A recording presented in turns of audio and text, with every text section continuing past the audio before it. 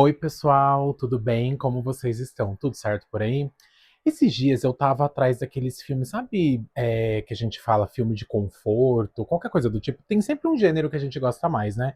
Eu sempre gosto muito de assistir terror, mas esse dia eu tava pensando que lá anos atrás, quem é do início dos anos 2000 ali, que foi adolescente, na verdade, nos anos 2000, vai entender o que eu tô falando, sim, a gente tá falando de idade. Mas existiam aqueles filmes de comédia romântica que a gente gostava de assistir pra matar um tempo, pra, enfim, ser feliz, vai, visto tudo que tá acontecendo, né? Visto que a vida adulta não é muito legal.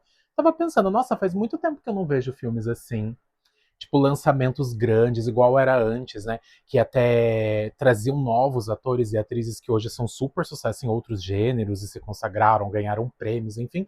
E até mesmo o próprio filme, né? Arrecadando muito dinheiro, ficando ali no imaginário do público, sendo cult, alguns considerados hoje em dia. Enfim, fiquei pensando por onde andam esses filmes, né? E com isso na cabeça. Antes de tudo, eu sei que a Netflix lança um monte de filme de comédia romântica, mas vamos combinar que não tem a mesma magia dos filmes dos anos 90 e 2000, ou até alguns dos anos 80, lá nos primórdios, ou a era de ouro das comédias românticas? Acho que você entende o que eu quero dizer, né? Eu sei que existe, eu sei que tem filmes bons. A Lindsay Lohan, por exemplo, voltou aí com tudo, né, no fim do ano, principalmente com filmes de comédia romântica temático. Enfim, dito isso, o que eu quero dizer é aqueles filmes com magia mesmo que eu falei, que leva a gente pro cinema. Hoje é muito mais no streaming do que no cinema, enfim. E pensando nisso, hoje eu trouxe uma lista com 5 filmes de comédia romântica, que alguns a gente conhece, algumas pessoas já ouviram falar. Eu tentei ser o menos óbvio possível e trazer filmes que são bons e que tiveram algum, né, um reconhecimento, enfim, que seja de crítica, de público, de bilheteria, mas que são bons e são comédias românticas. Então, claro, antes da gente começar, eu quero que vocês me ajudem muito se inscrevendo no canal, compartilhando com todo mundo que vocês conhecem, me sigam nas redes sociais, enfim, vamos fazer isso aqui crescer, me dar um ânimo, tudo isso que a gente sabe que um canal de YouTube precisa, beleza? Então é isso, vamos lá para mais um vídeo.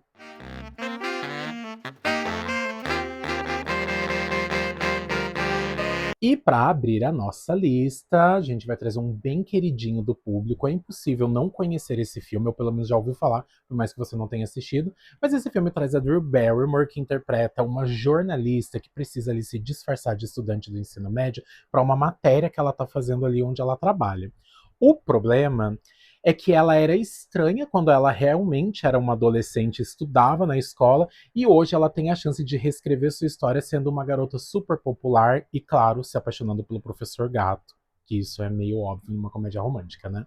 E esse filme ele tem vários marcos para a carreira da Drew. Uma delas é que é o primeiro filme que foi produzido pela produtora que ela tem, né, hoje em dia, que se chama Flower Filmes, e aqui ela não queria só atuar, ela queria controlar a narrativa desse filme, ter mais controle ali do que ela estava fazendo, que até então ela não tinha, e a gente sabe que ela tem ali, né, um passado que é um pouco triste e de superação, pra gente ficar um pouco feliz também.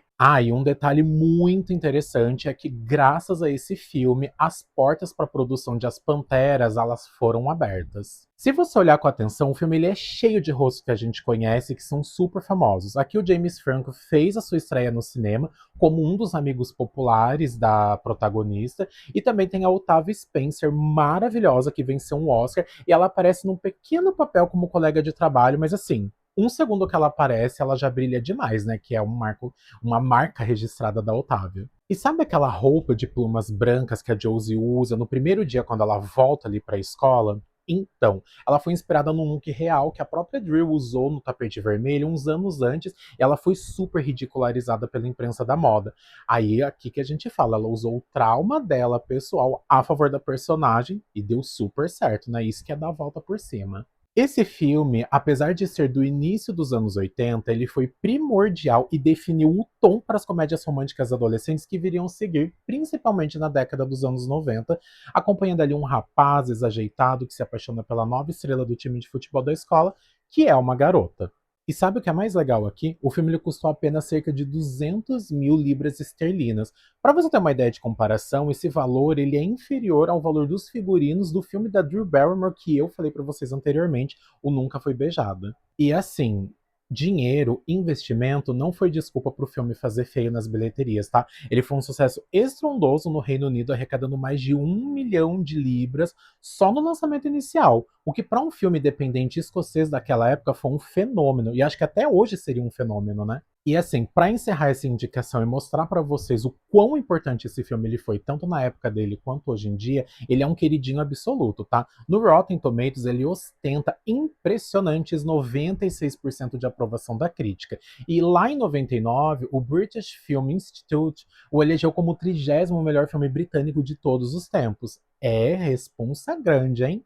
Agora a gente vai entrar num território assim um pouco perigoso, vamos dizer assim, porque esse filme aqui ele é um queridinho de todo estudante de cinema e de quem gosta de um romance que não parece script, mas sim uma vida acontecendo de verdade, sabe? Antes do Amanhecer de 95 é o primeiro filme da famosa trilogia do Antes, e os números por trás dele mostram que você não precisa de explosões, aquela melodramaticância toda para te prender, né, para prender toda uma audiência. E aqui a fórmula ela é bem básica, tá? É um americano e uma francesa que se conhecem num trem e decidem descer ali em Viena para passar uma única noite conversando antes deles irem embora.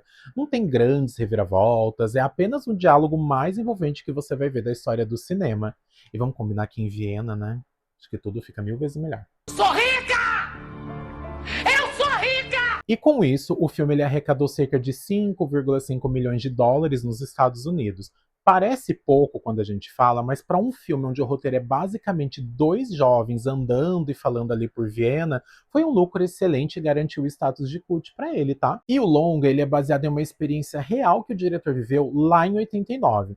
Ele conheceu uma mulher numa loja de brinquedos na Filadélfia e eles passaram a noite inteirinha caminhando e conversando. Durante anos, o diretor esperou que essa mulher aparecesse em alguma premiere ali, alguma exibição do filme, mas lá em 2013 ele descobriu que ela, que era chamada Amy, havia morrido em um acidente de moto poucos meses antes dele começar a filmar Antes do Amanhecer, e com isso ele dedicou o filme para ela. E para eu finalizar essa indicação com um ânimo um pouquinho melhor, o Linklater e Kim, apesar de assinarem o roteiro, o Ethan Hawke e a Julie Delpy reescreveram praticamente tudo para que os diálogos soassem mais naturais e menos escritos por um homem mais velho, sabe?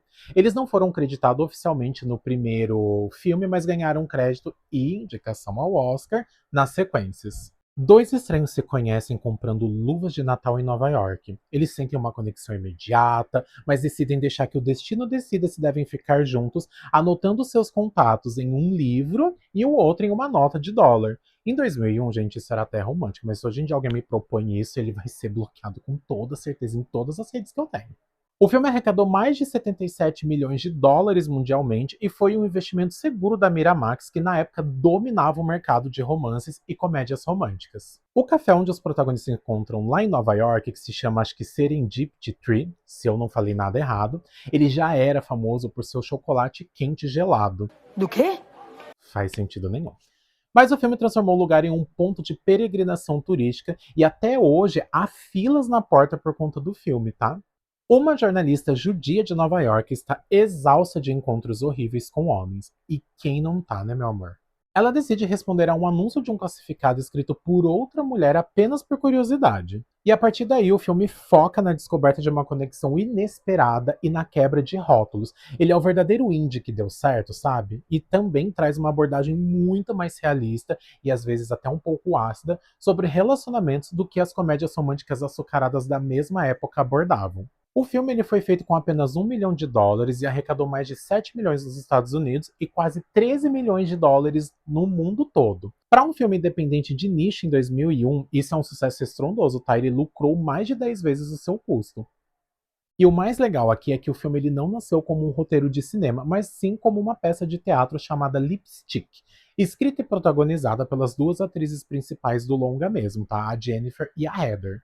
Isso tudo porque elas estavam muito cansadas dos papéis medíocres que elas recebiam em Hollywood e acabaram criando ali suas próprias personagens e seu próprio roteiro, que deu muito certo. Apesar desse sucesso todo na época que ele foi lançado, hoje ele recebe algumas críticas por ser tímido demais na representação de minorias, ali LGBTQIAPN+, e tudo mais. Mas se a gente parar pra pensar, em 2001, colocar duas mulheres como protagonistas de uma comédia romântica que não era um drama pesado, ou um filme que seja, sei lá, pro lado erótico da coisa, enfim, tudo que a gente já sabe que representam LGBTs, foi até que um passo bem gigantesco, né? Sapatonas. Eu sinto longe o cheiro de couro. E é isso, galera. Chegamos ao fim de mais uma indicação de lista para vocês. O que vocês acharam? Qual desses filmes vocês conhecem? Qual vocês não conhecem? Aquela perguntinha de sempre, tá? Usem aqui os comentários para falar o que acharam, para indicar mais filmes. Me ajuda a construir uma parte 2, 3, 4. Se vocês gostarem, eu trago isso para vocês, tá bom? Claro que antes de finalizar o filme, eu não posso esquecer de pedir para você se inscrever se você não é inscrito. Curte o vídeo, compartilha, ajuda o canal a crescer, tá bom? Eu sei que é chato ficar todo vídeo falando a mesma coisa no começo e no fim, mas é necessário para que isso daqui vire uma grande coisa, um grande canal também, tá bom? Enfim, muito obrigado para quem assistiu até aqui. Beijo!